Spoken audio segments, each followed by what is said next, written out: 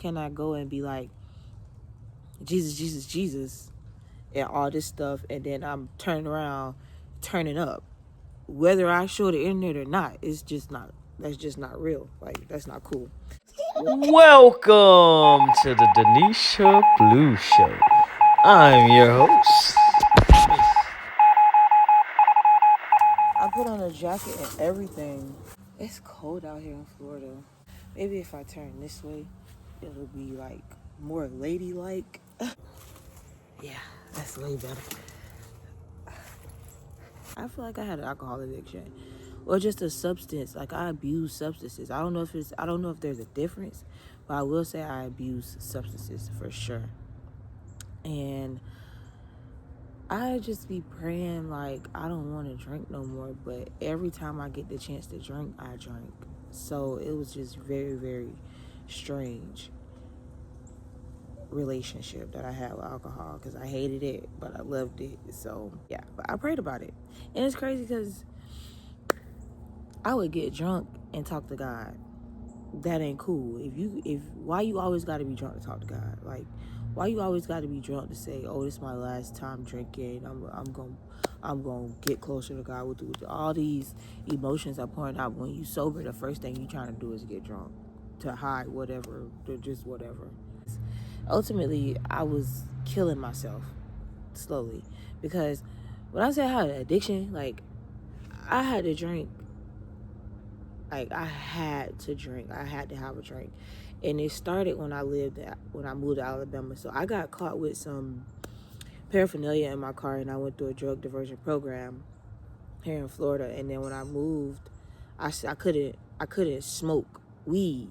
So that's when I initially started drinking really, really, really bad.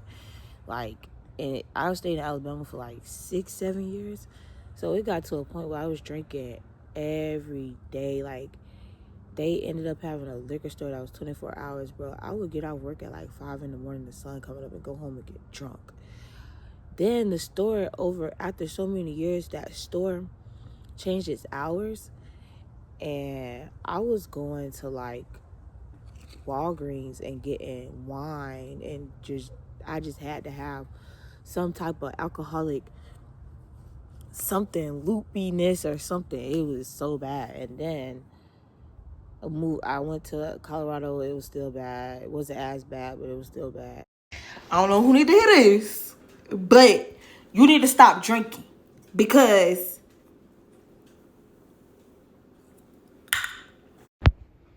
my mama this time finna start taking shots.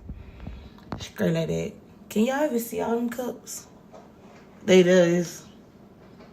1, 2, 3, 4, 5. That's the last one. That's the biggest one right there. You feel me? It really goes down. We really. We should have told me that I fall in love with somebody like you. It's easy to love you.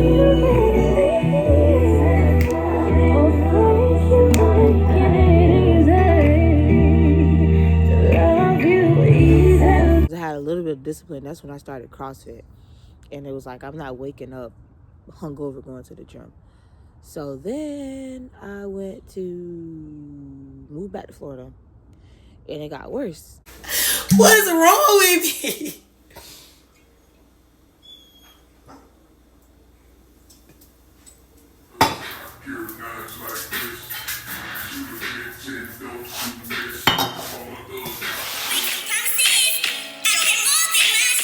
Because I had been dealing with like trials and stuff, and like situations, things happening, life, and it got worse. I was abusing alcohol. I think I got a video of where I had like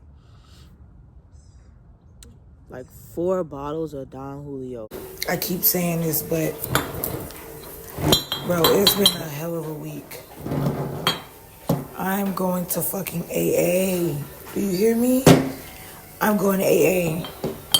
I'm going to AA because this shit is ridiculous. Like, at some point, you have to admit that that you are the problem at some point. And I was just like, I drank all that liquor. And I was stingy with liquor too. I do not like to share. So I know it was me. It got to a point, I'm trying to say stuff without putting my business out in the world. But basically I couldn't drink no more. Not because I was pregnant or nothing, but I had to stop. Because I just had to. So then when I stopped drinking, I started smoking. Because I started back smoking because I just couldn't imagine a life without some type of high or something. So I started smoking. And I was just like very, very adamant about like something. If it's not drinking, it's smoking. So I was smoking. But then I tried to get a job, like a job that required me to have a drug test. So I had to stop smoking.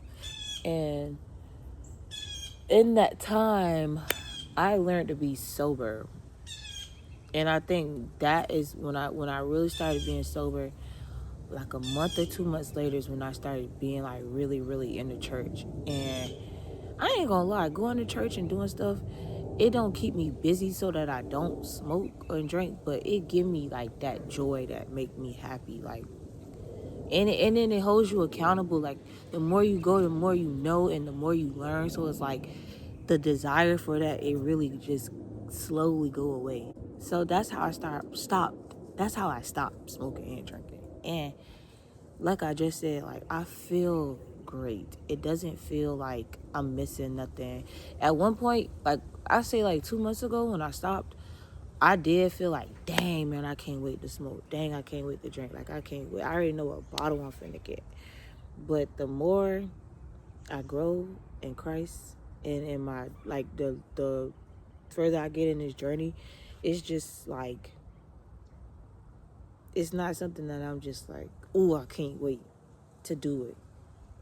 And I think that's another reason why we shouldn't like hang around people who do certain things, because low key talking about it right now, I'm like, dang, is that desire go? I do want a bottle of Class A too. I would take it down. But I really wouldn't though. At the same time, I really wouldn't. It's just the fact that we talking about it. So it's like, it's good to not be around people who are doing the things that you're trying to get away from.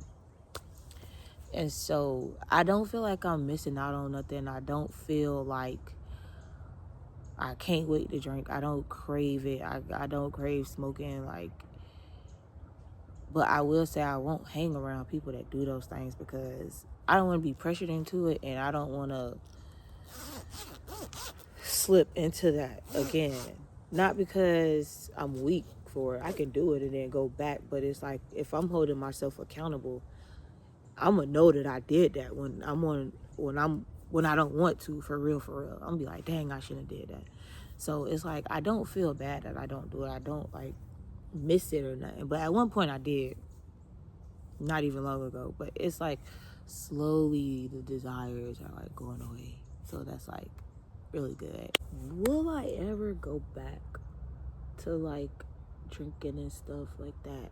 I don't think I would ever live that type of lifestyle ever again, because it's one thing to believe in God and still live the life that you live, but once you start feeding your brain and you really know right from wrong,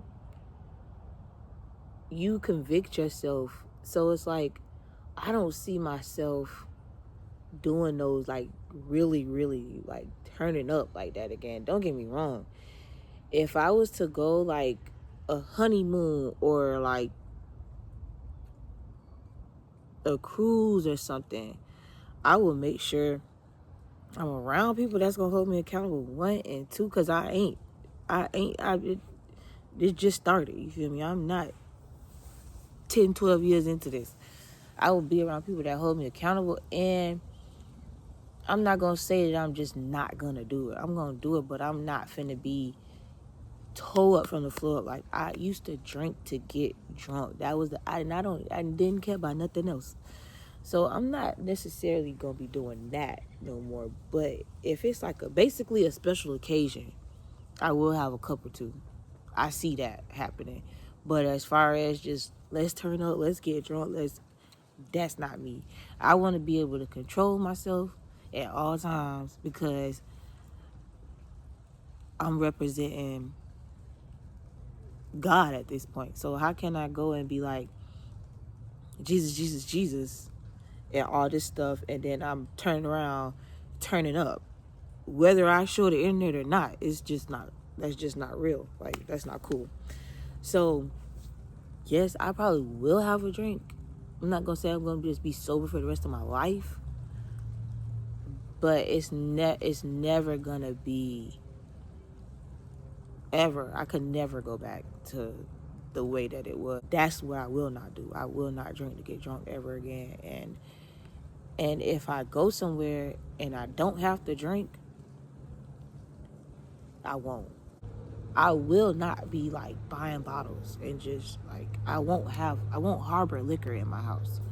I won't get off work and go get a drink. I won't go to a bar and sit and have a drink. That's not what we're doing because tunnel vision.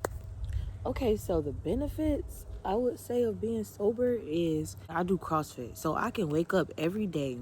I don't have to worry about feeling hungover. I don't have to be tired. Like, I got wind. I can run. I can move. Like, my performance in the gym is like 10 times better than it ever was, ever, since I ever started CrossFit. I'm like giving it my all. You can pay attention to the world. You feel me? You not just like zoning out. People say I like to be high for run away from problems and keep my mind off stuff. But I say deal with your problems. That's one thing about when I was driving trucks when I couldn't smoke or drink. I had to sit and actually analyze my thoughts and deal with myself and my problems to the point where even if I'm going over and over and over again, I get to a solution with myself. I come to a conclusion with myself. And there's closure for that issue within myself.